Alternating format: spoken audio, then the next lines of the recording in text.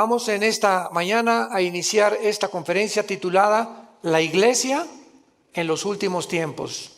La Iglesia en los últimos tiempos. La Biblia nos revela claramente que el mundo va a terminar cubierto de tinieblas. Y de ninguna manera tenemos nosotros que asustarnos, y la mayor parte de los cristianos que están conscientes, que están despiertos, que están bajo una comunión continua con el Espíritu de Dios a través de la Biblia, van a ser alertados, van a ser avisados y vamos a tener paz en medio de todo lo que va a suceder. El mundo terminará completamente en tinieblas, además de la confusión política, económica y religiosa que ya estamos atravesando. Dice Isaías capítulo 60, versículo 1, levántate. Es precisamente en medio de la oscuridad cuando se levanta la lámpara. ¿Se acuerdan lo que dijo Jesús? Una lámpara no se esconde debajo de la mesa, sino que se levanta.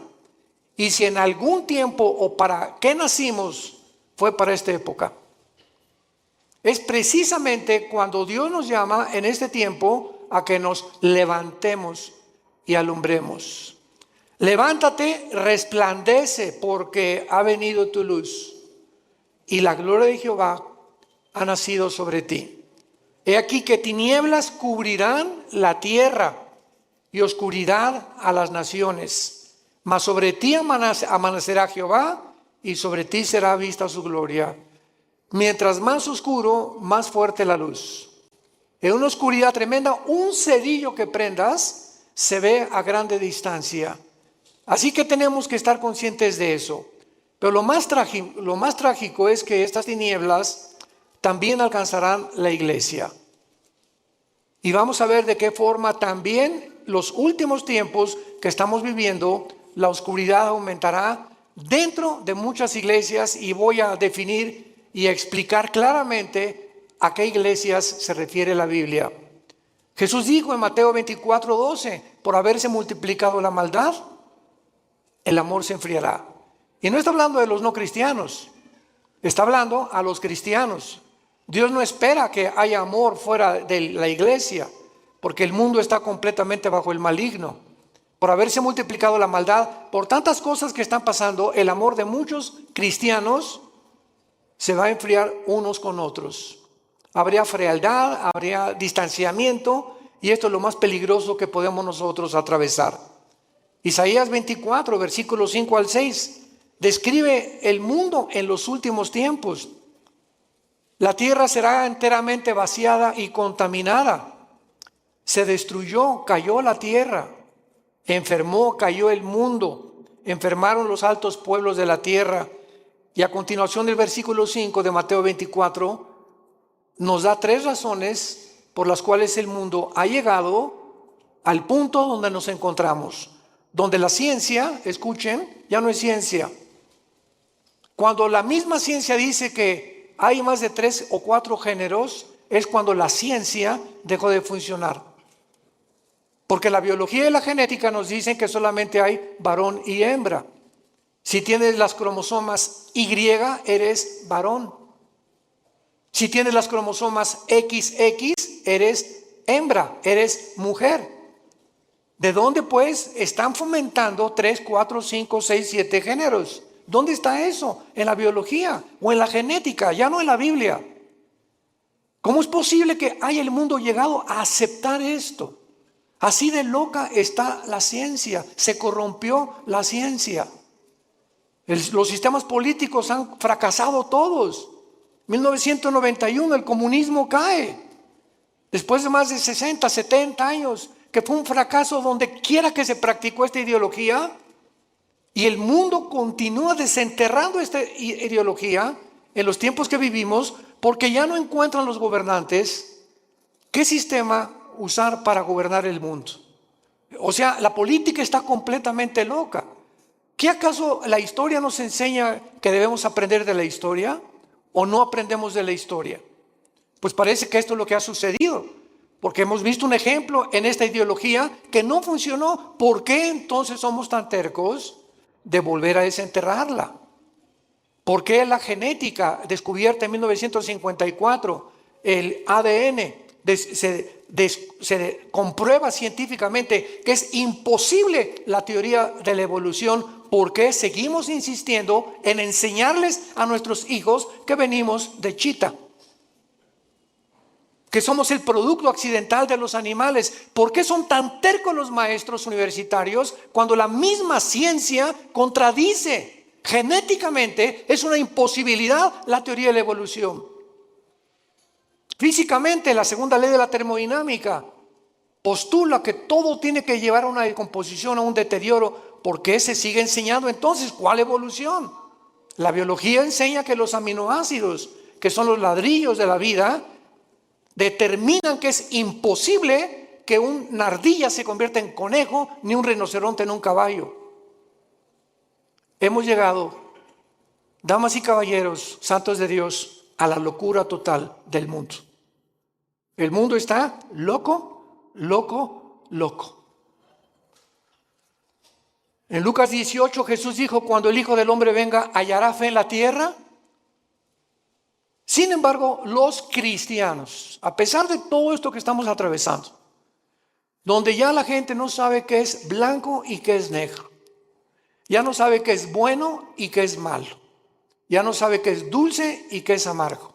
Así está el mundo actualmente. Hay un relativismo total, filosóficamente, socialmente, antropológicamente, en todas las disciplinas académicas en las que el mundo se ha desarrollado en los últimos siglos. En el libro de Daniel, todos los que traigan su Biblia los felicito porque son los entendidos. Precisamente ahí se ve, ya las iglesias están llenas de cristianos sin Biblia. Traen el calimán o el esto. El libro de Daniel nos muestra claramente hace 2600 años, vean cómo la Biblia fue escrita con tantos siglos de anticipación, anticipándonos porque Dios es el primero y Dios es el último. Entonces, si Dios es el primero y Dios es el último, Él es el único que nos dice cómo comenzó el universo, quiénes somos y a dónde terminará la humanidad. Y cuando sabemos a dónde terminará la humanidad, podemos prepararnos. No estamos en tinieblas. La luz la tenemos en la Biblia y tenemos que abrir los ojos más en estos tiempos para cuidar a nuestra familia, para cuidar a nuestros hijos, para cuidar a nuestros nietos, para poder dejarles una herencia si el Señor no viene antes por nosotros, donde ellos podamos morir en paz y saber: no le dejé ni una casa, no le dejé dinero, no le dejé riquezas a tus hijos, les dejamos una herencia que se llama Jesucristo. Porque podrás morir en paz al saber que tu hijo, si tiene a Jesucristo, Él se va a encargar de él. Tal vez ande mal y lo que tú quieras, pero si tiene a Cristo tu hijo, Dios se va a encargar de ellos. Porque herencia de Jehová son los hijos. Dice en Daniel capítulo 12, hace 2600 años, hablándonos cómo va a terminar el mundo, dice el versículo 3, los entendidos resplandecerán como el resplandor del firmamento, y los que enseñan la justicia a la multitud como las estrellas de perpetua eternidad. Vemos nosotros aquí en este versículo lo que repite el versículo 10. Muchos serán limpios y emblanquecidos y purificados. Se refiere que a muchos cristianos en este tiempo en que estamos viviendo se van a purificar más y más y más y más, porque estamos esperando la venida del Señor. Y dice a continuación: los impíos procederán impíamente, y ninguno de los impíos entenderá, pero los entendidos comprenderán. 2 veces el Espíritu Santo profetiza que en este tiempo los únicos que van verdaderamente a vivir sin temor, a vivir victoriosamente, a vivir levantando la luz de Cristo, son los entendidos. Y para que podamos acercarnos un poco más y profundizar, veamos quiénes son los entendidos en el libro de Deuteronomio capítulo 4 en el Antiguo Testamento, el mensaje que Moisés les dio a Israel antes de entrar a la tierra de Canaán. Veamos la sistematización y la sincronización sobrenatural de la Biblia. Como toda la Biblia es un solo espíritu, un solo pensamiento. Dice Deuteronomio 4, versículo 5. Mirad que les he enseñado estatutos y decretos, como Jehová mi Dios me mandó, para que hagan en medio de la tierra en la cual entran para tomar posesión de ella. Guárdalos y ponlos por obra, porque esta es vuestra sabiduría y vuestra inteligencia ante los ojos de los pueblos, los cuales dirán: ciertamente pueblo sabio. ¿Y qué? Cuando tú obedeces lo que Dios te manda, te vuelves sabio y entendido. Es imposible que en los tiempos que estamos viviendo haya cristianos desobedientes. Tú sabes que como maridos debemos amar a nuestra esposa y ser fiel a ella. Como mujeres tienes que respetar a tu esposo y velar y orar por él. Como hijos, respetar a vuestros padres, porque es la primera bendición con promesa. Y cuando nosotros las cosas esenciales de la Biblia las comenzamos a vivir, entonces va a haber sabiduría para actuar. Y nos vamos a volver entendidos. ¿Por qué? Porque prestamos atención. En una escuela, ¿quiénes son los que sacan buenas calificaciones? ¿Quiénes son los alumnos? Los que siempre están poniendo atención a lo que el maestro está enseñando. ¿Verdad? Pero los que están con el avioncito y por aquí, por allá, y platicando con Rosita, y picando, y Pepe, Juan, Juanito, ponme atención, Pepito. Esas personas, esos estudiantes, cuando llegan los exámenes, porque nunca estuvieron atentos a lo que se les explicaba, van a reprobar. Estos son los entendidos, los que están poniendo atención a lo que Dios les dice. Y lo vemos también en Mateo 24, y entendemos ahora Mateo 24, las palabras de Cristo en esta historia que Él da acerca de los tiempos de Noé. Dice Mateo 24, 37, mas como en los días de Noé, así será la venida del Hijo del Hombre. Porque como en los días antes del diluvio estaban comiendo y bebiendo, casándose y dándose en casamiento, hasta el día en que Noé entró en el arca. Escuchen. Y no entendieron. Vean el énfasis que pone Cristo en una generación, de todas las generaciones que ha habido en la historia. No pone la generación de David, ni pone la generación de Sansón, ni pone la generación. Cristo escoge una generación específica. Y lo que más enigmático hay en esta explicación de Cristo es que Él no dice, como en los días antes del diluvio estaban fornicando, prostituyéndose, secuestrando y violando. ¿Ya se fijaron los ejemplos que da Jesús? ¿Por qué Jesús nos dice cosas que no son pecado? Jesús cita que en los tiempos de Noé la gente estaba comiendo. ¿Qué es pecado comer? No. Estaban bebiendo. ¿Es pecado beber? Tampoco. Casarse? Menos. Dichosos los que se casan, pero unidos por el Espíritu de Dios. ¿Por qué Cristo usa estos ejemplos que no son pecaminosos? Y dice, y no entendieron, porque en los tiempos que vivimos se va a repetir. La gente va a comer, va a beber y se va a casar, y no hay nada malo en eso. ¿Cuál es el problema? Que no han entendido, que no comen, ni beben, ni se casan, sabiendo que Dios es en primer lugar en sus vidas. Nunca entendieron que era Dios lo más importante de sus vidas. Así era en los tiempos de Noé. Se olvidaron de Dios. Entonces no hay nada malo que te cases, no hay nada malo que bebas, no hay nada malo que compres, no hay nada malo que tengas un Lamborghini aquí estacionado afuera del edificio, o que tengas una casa de 5 millones de pesos, o que tengas un taller de carpintería y que no hayas progresado. No hay nada de malo en eso. Lo malo es que en medio de todo lo que tú estás viviendo, Dios sea en tu vida la segunda o la tercera parte de tus prioridades. No entendieron. ¿Y cuántos ahorita tienen a Dios en primer lugar? Es cuando tienes a Dios en primer lugar en tu vida, cuando te levantas y lo primero que haces es venir a este libro en las mañanas y comenzar a leer los salmos, proverbios, hincarte y llorar con Dios y buscar en las escrituras, porque el poder, lo compartimos ayer en el coffee break, la Biblia tiene un poder que no tienen los libros de Platón, ni de Aristóteles, ni de Mahatma Gandhi, ni de Confucio, ni de Buda, porque son libros que si lees a Aristóteles y Platón, pues te da intelectualidad, y si lees a Mahatma Gandhi y a Confucio te da altruismo, y si lees libros de nutriología te da capacidad para cuidar tu cuerpo, pero ninguno de esos libros te cambia. Ninguno cambia tu vida, sigue siendo lo mismo, más inteligente o más intelectual, mejor cuidas de tu cuerpo, pero tu espíritu es el último lugar. Cuando vienes a la Biblia te cambia. Tiene el poder, Jesús dijo, mis palabras son espíritu y son vida.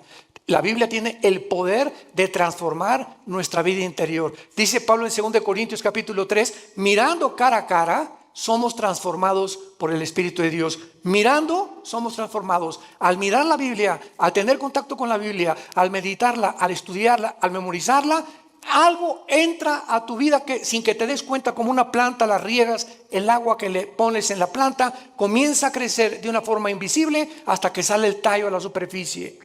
Tú sigue leyendo la Biblia, sigue memorizándola, sigue teniendo con Dios a través de la Biblia, porque no hay contacto con Dios fuera de la Biblia. Mis palabras son espíritu y son vida, dijo Jesucristo, Juan 5:39. El que quiera conocer la voluntad de Dios, dijo Jesús, conocerá si mis palabras son mías y mi doctrina es mías. Porque el que busca su propia gloria es porque él quiere alabarse y glorificarse. Pero yo he venido a buscar la gloria de mi Padre, el que me envió. Y las palabras que hablo son de mi Padre. Las obras que hago son de mi Padre. Y las cosas que les digo, mi Padre me las enseñó primero a mí. Para que ustedes, yo, el instrumento de mi Padre, los guíe al cielo. Porque nadie puede conocer al Padre más que a través del Hijo. Nadie puede conocer a Dios si antes no conoció a Jesucristo. Es bien importante esto. ¿Quieres conocer a Dios? Primero tienes que conocer a Jesús. Porque Dios el Padre envió a su Hijo para que Él nos enseñara quién es el Padre. Nadie puede decirte cómo es Dios. Ni Buda, ni Confucio, ni Mahatma Gandhi, ni Aristóteles, ni nadie más que Jesús. Ahora muy bien. Con esta introducción, dentro de las enseñanzas doctrinas que más confusión existen actualmente es ¿qué significa la palabra iglesia? Esto es increíble. ¿Qué significa cuando decimos vamos a la iglesia? O la iglesia de Jesucristo, o la iglesia apostató, etcétera, etcétera. ¿Cuáles son sus funciones de la iglesia y cómo terminará en los últimos días? Vamos a comenzar con la definición. La palabra iglesia viene de la palabra griega ek, Enrique y K de kilo. Es un prefijo que significa fuera. Y clegos o clesia significa llamados. Entonces la palabra eclesia significa llamados fuera. ¿Qué es la iglesia? Un grupo de seres humanos que hemos sido llamados, como Dios le dijo a Abraham, deja a tus ídolos, deja tu parentela, deja el mundo donde es y ven y sígueme. Y no le dijo Dios a Abraham a dónde iba a ir. Nunca nos dice Dios a dónde nos lleva, porque es por fe. Todos quisieran saber, ¿verdad? Bueno, yo quizá seré predicador, quiere que sea Dios doctor o quiere que sea licenciado, porque caminar con Dios es caminar todos los días en un mundo invisible, guiado simplemente por el Espíritu de Dios. Y Abraham es el padre de la fe, porque obedeció a Dios sin saber a dónde iba, pero simplemente porque Dios lo llamó. Entonces la iglesia somos personas que Dios nos ha llamado a salir fuera de las diversiones del mundo, de la forma como el mundo se comporta, de la cultura del mundo, de las cosas que el mundo ama, los deseos de la carne, los deseos de los ojos y la vanagloria de la vida, del aplauso, la popularidad, la alabanza del mundo que unos buscamos unos con otros. Y fue la razón por la cual los fariseos no creyeron en Cristo. Dice la Biblia que los fariseos no creyeron en Cristo porque amaban más la gloria del mundo que la gloria de Dios. Entonces Dios nos llama y nos saca, no físicamente, nos saca del mundo, entiéndalo, espiritualmente. Veamos este ejemplo en Juan 17, de qué forma el apóstol Juan lo define. Juan 17, versículo 14 y 15. Es Jesús en su última oración sacerdotal. Al otro día Jesús iba a morir en una cruz. Y estas se pueden considerar como sus últimas palabras o la última oración que él le hace al Padre. Versículo 17. Versículo 14, perdón. Capítulo 17 de Juan, versículo 14 en adelante. Y dice Jesús, le está hablando a su papá, al Padre. Yo les he dado tu palabra. ¿Qué nos dio Jesús? ¿Qué nos dio Jesús? ¿Qué nos dio Jesús? Esto.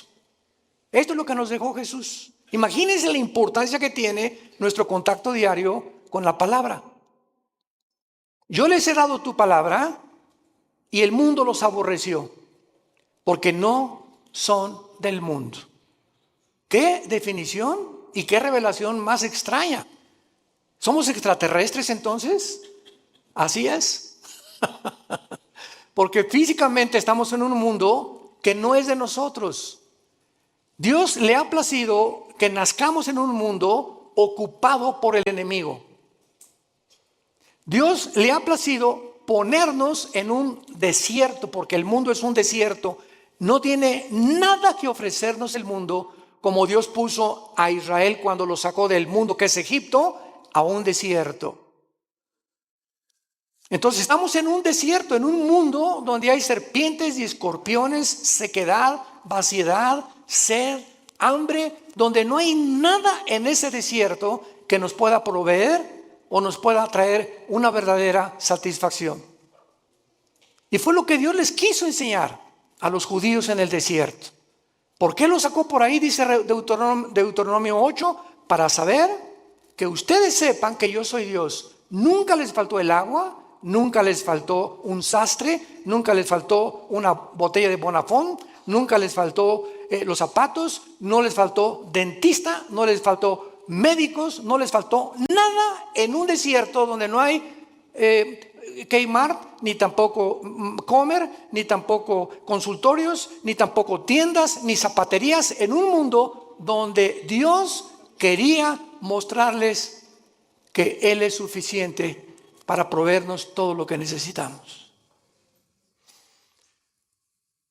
Y por eso no somos, ellos no eran del desierto, los judíos, el hogar final era la tierra prometida, pero tenían que atravesar ese desierto. Tenemos que atravesar el mundo que estamos viviendo, porque nuestra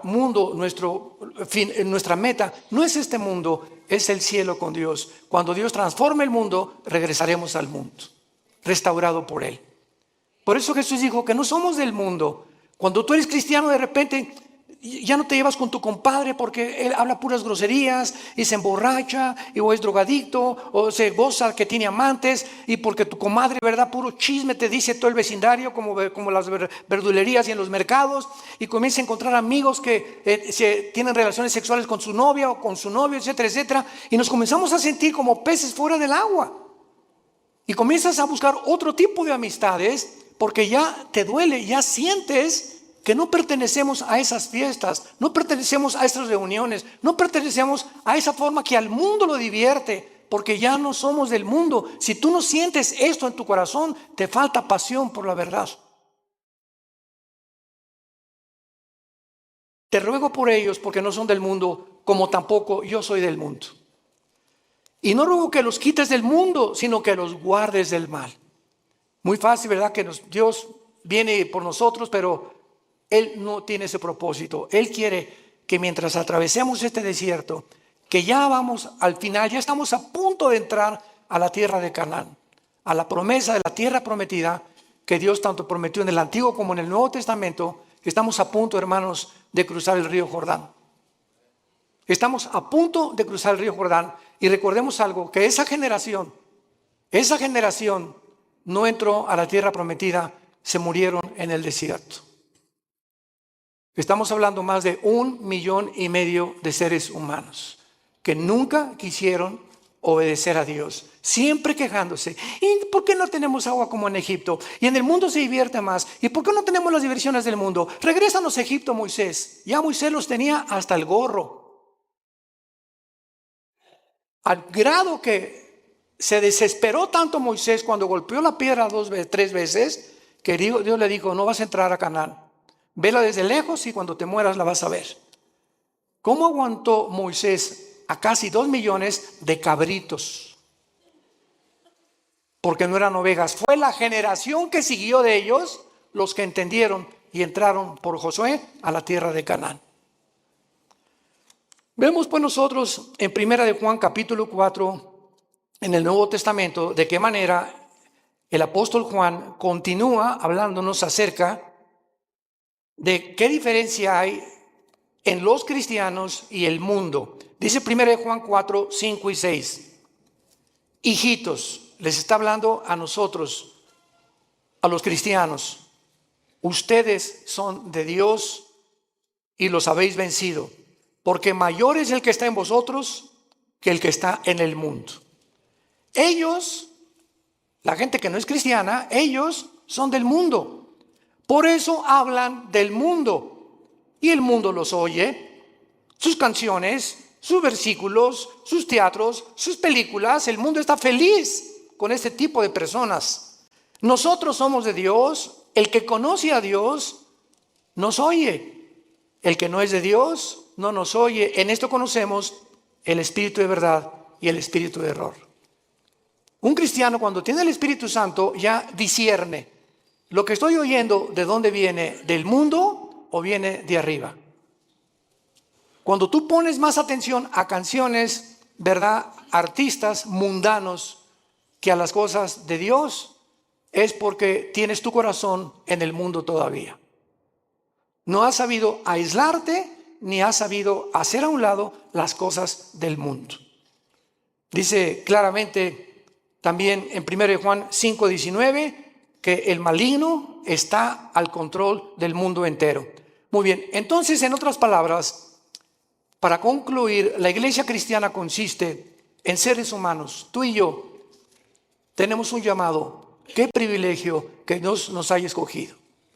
Qué privilegio que Dios me haya llamado entre mis amigos que yo tenía antes de convertirme.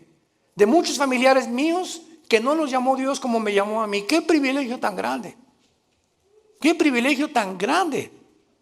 Que para vivir siempre en humildad, dándole gracias a Dios, llorando por el privilegio que Dios nos llamó, el creador de los cielos y la tierra. Te dijo: Pepe, ven, quiero darme a conocerte. Quiero que sepas quién soy. Quiero que sepas que tienes un plan. Quiero que sepas que nunca te voy a dejar. Nunca te voy a abandonar. Aunque andes en valle de sombra y de muerte, aunque pases por ese desierto, yo estaré contigo. No temas. No temas, y aun cuando mueras, continuarás comiendo en mi mesa. Como les dijo Jesús a los discípulos antes de morir: este vino y este pan que como con ustedes, no lo comeremos hasta el día en el cielo de nuestra boda del Cordero. Jesús sabía que a las 9 de la mañana lo iban a crucificar el día anterior, y fue la última cena. Jesús sabía cuándo iba a morir, y Jesús sabía que lo que iba a comer, lo iba a volver a comer algún día, diciéndose a los discípulos: pero no se pongan tristes ni se perturbe su corazón, nos vamos a volver a ver. Esta es la esperanza a la que Dios nos ha llamado a todos los que Dios ha escogido para seguirle. Ahora veamos el origen de la iglesia. La iglesia no existía en el Antiguo Testamento. Esto es básico en la teología cristiana. Ustedes que ya están en teología. La iglesia no existía en el Antiguo Testamento. Veamos en Efesios capítulo 3 cómo Pablo nos lo revela. Efesios capítulo 3. versículo del 1 al 6. Por esta causa yo, Pablo, prisionero de Cristo y Jesús por vosotros, los gentiles, si es que habéis oído de la administración de la gracia de Dios que me fue dada para con vosotros, que por revelación me fue declarado el misterio, como antes lo he escrito brevemente, leyendo lo cual pueden entender cuál sea mi conocimiento en el misterio de Cristo. Misterio que en otras generaciones, está hablando del Antiguo Testamento, no se dio a conocer a los hijos de los hombres, como ahora es revelado a sus santos apóstoles y profetas por el Espíritu.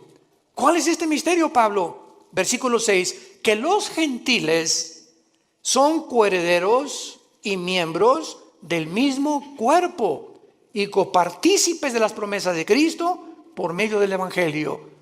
En el Antiguo Testamento los judíos se enorgullecieron. Le dijeron a Cristo, somos descendientes de Abraham, pero no hijos de Abraham. Descendían genéticamente, pero nunca se habían convertido al Dios verdadero.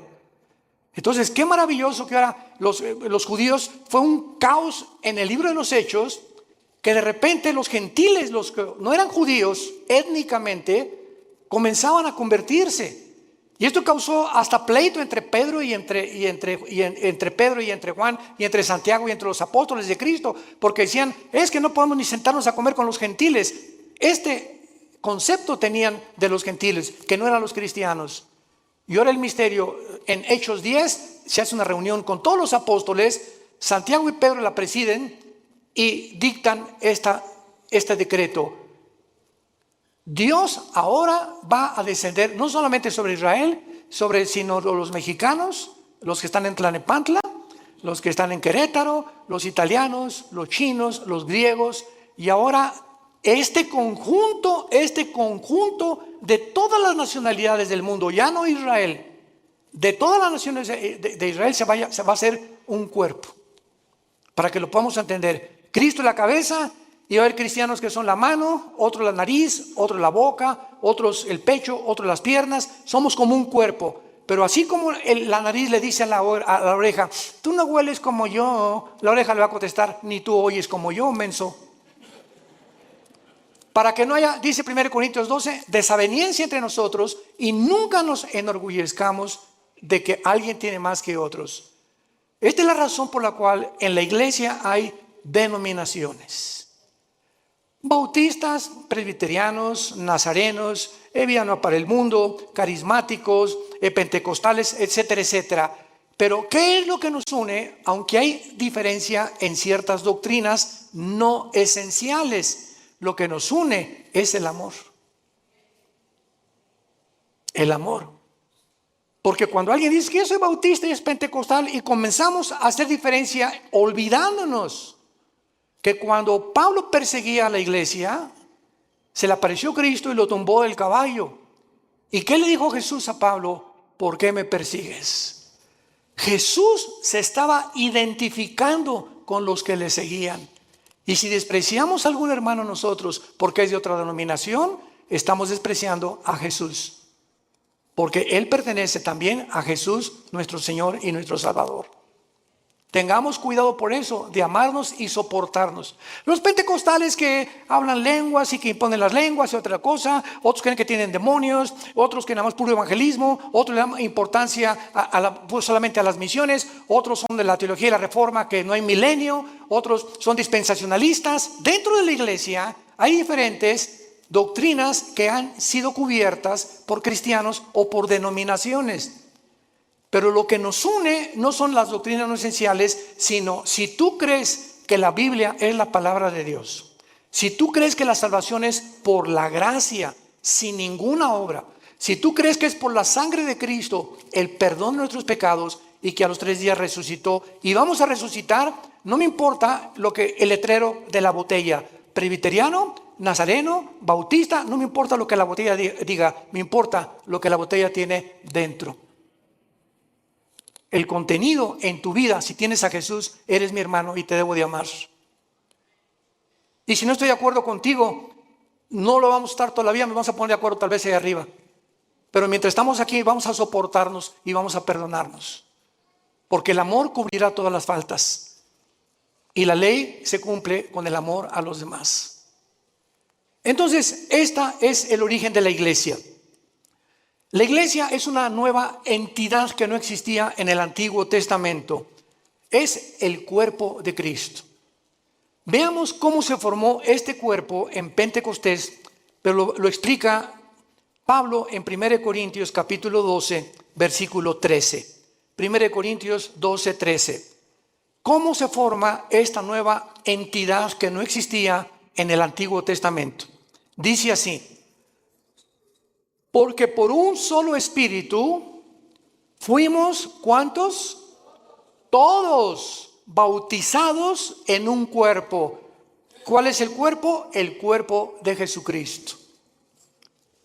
Sean judíos o griegos, esclavos o libres, a todos se nos dio a beber de un mismo espíritu. Esto se llama el bautismo del Espíritu Santo. En el momento en el que tú recibes a Cristo, en el momento que ayer tuvimos 40 y tantas decisiones ayer, fue una bendición el coffee break, démosle gracias a Dios y oremos por estas 42 decisiones que ayer pidieron a Cristo entrar a sus vidas. En ese momento, ayer los que pidieron a Cristo, en ese momento, sin que ellos sepan, nacieron de nuevo. Algo extraño, espiritual, en el mundo invisible sucedió dentro de sus vidas, que fue sembrada una semilla que venía de aquí. Si no viene de aquí, tú no puedes nacer de nuevo. Dice 1 Pedro 1:23, siendo renacidos por la semilla incorruptible que es la palabra de Dios, y la fe es por el oír, y el oír por la palabra de Dios. Entonces, una semilla es sembrada y esa semilla tiene que ser regada, tiene que crecer. Si realmente está la semilla dentro de ti, tiene que crecer. Y el que puso esa semilla fue la Biblia y el Espíritu Santo. Él es el agente del Espíritu Santo el que pone esa semilla. Y cuando dice la Biblia que somos nacidos de nuevo, también somos regenerados. En el momento de la conversión, naces de nuevo, sufres una regeneración, pasas de las tinieblas a la luz sin que todavía te des cuenta. Pasas de la muerte, donde tú te encontrabas separado de Dios, ahora a volver a vivir espiritualmente. Estabas muerto espiritualmente, ahora vas a vivir espiritualmente. Y además ahora vas a formar parte del cuerpo de Cristo mediante el bautismo del Espíritu Santo. La palabra bapto en el griego, bautismo, significa identificación, unión o amalgamiento. O sea, el Espíritu Santo agarra a Pepe, aquí está Cristo, vean esto es un misterio impresionante descrito en Efesios 5. El Espíritu Santo agarra a Pepe y lo pega, lo une al cuerpo de Cristo. Y este cuerpo que estamos en Cristo no existía antes en el Antiguo Testamento, porque no había formado Cristo, ni el Espíritu Santo había descendido para morar permanentemente en los hombres. En el Antiguo Testamento el Espíritu Santo venía sobre Sansón. Muchos creen que Sansón tenía así músculos como Rambo, ¿verdad? Pero, o sea, entonces le atribuiríamos la fuerza a sus músculos. Pero Sansón era como común y corriente. Pero cuando el Espíritu Santo venía sobre Sansón, la fuerza de Sansón no era muscular, la fuerza de Sansón era espiritual. Y agarraba a los leones como si fueran cabritos. Cargó una puerta de casi 200 kilos. Y mató a más de 150, 200 filisteos con la quijada de un burro. Pero en el momento en que Sansón se fue tras Dalila, ¿saben lo que significa Dalila? La que debilita. Una mujer es capaz de debilitar a cualquier hombre. Cuidado, varones. Sansón se olvidó de Dios y de los mandamientos de Dios. Fue seducido por Dalila. Y cuando Sansón le dice a Dalila, agarra mi pelo, ¿verdad? Y peíname, ella le corta el pelo, porque Dios le puso el símbolo de su fuerza en su pelo. Y cuando Sansón se despierta, todo esto está en el libro de los números, de los jueces en el Antiguo Testamento, capítulo 13, Sansón, lo agarran los filisteos y lo amarran, y Sansón ya no pudo romper las lianas. Y dice la Biblia, porque no sabía que el Espíritu Santo lo había abandonado. Cuando David tenía el Espíritu Santo, escribió el Salmo 22. Dios mío, ¿por qué me has separado? Horadaron mis manos y mis pies, sobre mis ropas echaron suertes, me miran como toros de Basán. David, 1000 años, antes de Cristo escribió la crucifixión. Y cuando estaba el Espíritu Santo en él, era inspirado para escribir las profecías, pero el Espíritu Santo se iba de David, y David era como cualquier hombre, como tú y como yo. Ahora no. Ahora dice 1 Corintios 6:19, ¿que no saben que ustedes son ahora el templo del Espíritu Santo? Ahora somos nosotros, ya no hay tabernáculo, ya no hay en los edificios, nunca por el amor de Dios le llamamos a la iglesia. La iglesia somos nosotros las personas. Los edificios los cambiamos en teatros, en un salón auditorio, uno construido. La iglesia somos nosotros. No hay, vamos al templo, otros dicen pásenle al altar. Por el amor de Dios, el altar somos nosotros ahora. Ya no hay ningún altar físico, visible. Ahora somos nosotros el altar de Dios, porque el altar de Dios donde se ofrecen sacrificios, ahora tú los ofreces espiritualmente, ya no físicamente, matando un borrego o un cordero. ¿Me van entendiendo? Qué importante es que tengamos estas verdades que son bíblicas. Ahora vamos a Romanos 6 y ahí se nos explica, ya sin ninguna duda, todo el procedimiento del nacimiento tuyo, mi nacimiento, en un mundo donde nosotros no pertenecemos. Dice Romanos capítulo 6. ¿Qué pues diremos?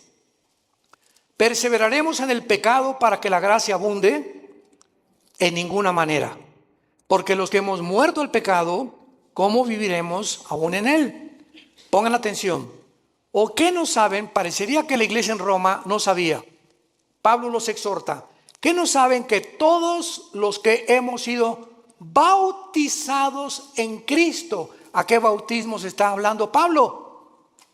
No al bautismo en agua, porque el bautismo en agua no nos regenera. Todos los que hemos sido identificados, amalgamados, unidos. Recuerden lo que significa la palabra bautismo. Amalgamados, identificados, unidos. Y lo traducimos así para que tengas mejor entendimiento. ¿Qué no sabes? Que todos los que hemos sido unidos en Cristo Jesús, hemos sido unidos en su muerte. ¿Qué significa esto? Que hace 2000 años cuando Jesús murió en la cruz, ¿tú estabas ahí? Yo estaba ahí. Estábamos en Cristo cuando Él moría, moríamos juntamente con Él. Pero ¿cómo puede ser cierto esto, hermanos, si yo nací 2000 años después? Espiritualmente, el mundo invisible nos es revelado, porque en el momento en que moría Cristo, Dios sabía que tú y que yo lo íbamos a recibir. Y ya estábamos en Cristo, en esa cruz. Por eso cuando recibes a Cristo, Él muere. Con su muerte paga tus pecados, dándonos a entender que tú y yo moríamos, pero ahora Él moría en mi lugar porque yo no los podía pagar. Qué tremenda revelación, ¿verdad? Porque son versículo 4, pero no solamente queda ahí. Además, somos sepultados con Él para muerte por el bautismo. Cuando nacemos de nuevo, el Espíritu Santo nos pega con Cristo, morimos con Cristo. Cuando Cristo fue enterrado, tú y yo fuimos enterrados con Él. Ahora lo explico. A fin de que como Cristo resucitó de los muertos por la gloria del Padre, así tú también andes en vida nueva. Un cristiano que recibe a Cristo, ha muerto con Cristo, ha sido enterrado con Cristo. Y si hemos sido enterrados es porque el antiguo Pepe, la antigua Carmelita, el antiguo Armando murieron cuando yo recibí a Cristo. Yo estoy muerto a los ojos de Dios ya. Ya Dios no tiene nada contra mí. Absolutamente nada contra mí. Porque me ha recibido por gracia y me ha dado lo que yo no merezco. Y lo que me queda por vivir ahora, aunque ya por eso la salvación no se puede perder, porque ya fuimos muertos, enterrados y resucitados con Cristo, estamos unidos con Él eternamente. Ahora simplemente nos queda crecer en la gracia y el conocimiento de Dios. Y obedecer a Dios para que las bendiciones que iban a tener en Canaán en el Antiguo Testamento, las tengas en esta vida. Y en la nueva vida, cuando entres a Canaán, no seas descalificado para servir a Dios. ¿Van entendiendo esto? Muchos dentro de 2 o 3 años lo van a entender. No importa, pero los que son inmaduros todavía en Cristo y los que son niños en Cristo, esto les sirve para ir dándose cuenta de la profundidad de lo que es la vida cristiana. Y dice el versículo 5, porque si fuimos plantados juntamente con Él, está en tiempo pasado este verbo. Fuimos plantados con Él en la semejanza de su muerte, lo seremos en la de su resurrección. Si ya realmente hemos muerto con Cristo, sepultados con Cristo y resucitados con Cristo, nuestra garantía es volver a vivir. Y esto nos habla claramente que fue efectuado mediante el bautismo del Espíritu Santo cuando fuimos bautizados con Cristo en el momento de la conversión. Durante muchos años, desgraciadamente, se enseñó. Yo pasé esa época, el siglo pasado, los 80s, 90s, donde decían a los que ya eran cristianos, pasen a recibir el bautismo del Espíritu Santo. Si pasas a recibir el bautismo del Espíritu Santo es porque no eras cristiano. Pero si eres cristiano, no necesitas recibir nada. Estamos completos en Él, dice Colosenses capítulo 2. No hay nada que nos falte ya de recibir de Dios. Ni hablar en lengua, ni el bautismo del Espíritu Santo. Lo único que nos hace falta es crecer en la gracia y su conocimiento. Cuando un niño nace, no nace sin una pierna, sin un hígado, sin un pulmón. El niño nace completito.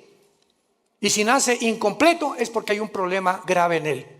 Y cuando Dios hace una obra, no la hace imperfecta, la hace perfecta. Hemos nacido y hemos sido perfeccionados ante los ojos de Dios. Y dice Efesios 2, que ya estamos sentados junto con Dios en las alturas. Ya estamos allá arriba, sentados juntamente con Él.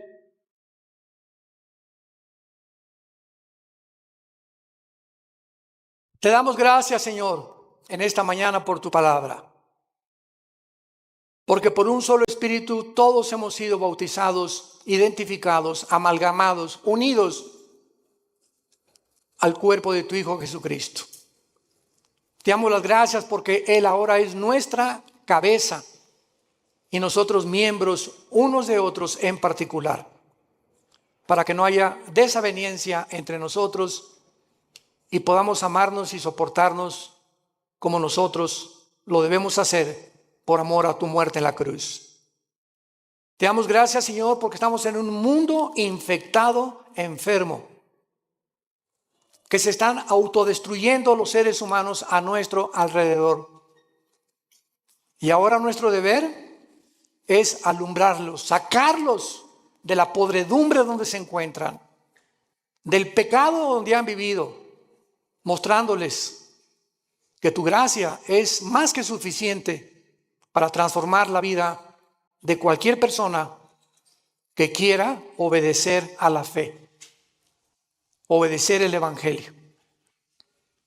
Oramos al Dios y Padre de Jesucristo nuestro Señor, que nos ha hecho renacer para una esperanza viva por medio de la resurrección de Jesucristo entre los muertos, que todos ustedes permanezcan fieles hasta el fin en la esperanza a la que todos hemos sido llamados. Que Dios les dé un espíritu de revelación, alumbrando los ojos de vuestro entendimiento, para que comprendan esta esperanza maravillosa que se llama Jesucristo. Él es nuestra esperanza bienaventurada. Y que conozcamos la supereminente grandeza del poder que lo levantó de los muertos, porque es el mismo poder que está actuando dentro de tu vida y de mi vida. Descubre este poder, hermano y hermana en Jesucristo. Descubre el poder inmenso que Dios nos ha dejado. Y mientras vivas creyendo y obedeciendo, Dios te levantará más pronto del lugar donde tú te encuentras, para que te conviertas en una antorcha en tu lugar de trabajo, en tu escuela o en tu universidad, y podamos guiar a la gente que queda y que va a recibir pronto al anticristo, arrebatarlos del fuego eterno por la gloria de Dios. Si alguna persona en esta mañana quiere recibir a Cristo por primera vez, ser unido con Él en su muerte, en su entierro y en su resurrección, dile estas palabras con todo tu corazón. Señor mío y Dios mío, perdona mis pecados. Creo que en la cruz pagaste por ellos y que a los 3 días resucitaste de los muertos. Y como creo que vives, Señor Jesús, ahora te pido en este instante a que entres a mi vida. Te recibo como mi Señor. Gracias por darme la vida eterna y haberme hecho renacer mediante la predicación de tu santa palabra. En el nombre de Jesús. Amén.